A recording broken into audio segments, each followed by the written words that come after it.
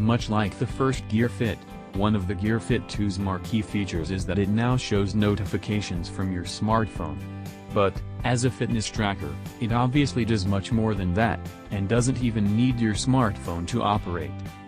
Right from the start, the Gear Fit 2 makes it clear that it's totally cool if you don't want to set it up with a smartphone. So, for a while, that's exactly what I did. As someone who doesn't exactly have fitness hardwired into their daily schedule, that's putting it lightly, the Gear Fit 2 loved reminding me of my laziness.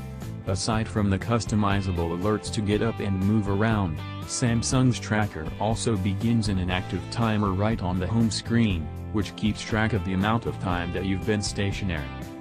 Just as the Gear Fit 2 automatically tracks your lack of movement, by utilizing its bundle of sensors, which include a heart rate monitor, accelerometer, gyroscope and barometer, this tracker can independently detect walking, running, lifting or some light yoga, to name a few, without any input from you.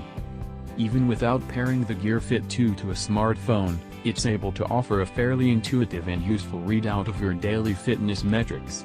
Calories, for an example, are broken down in a timeline format and illustrates the general intensity of your movements throughout the day.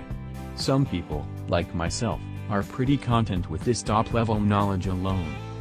This fitness-centric adaptation of Tizen OS is made up of slides that are dedicated to different methods of fitness.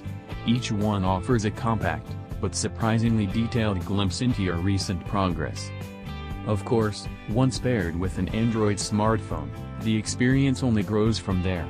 If you've installed Samsung Gear and S Health onto your compatible Android or iOS smartphone, the Gear Fit 2 will automatically feed it your fitness metrics.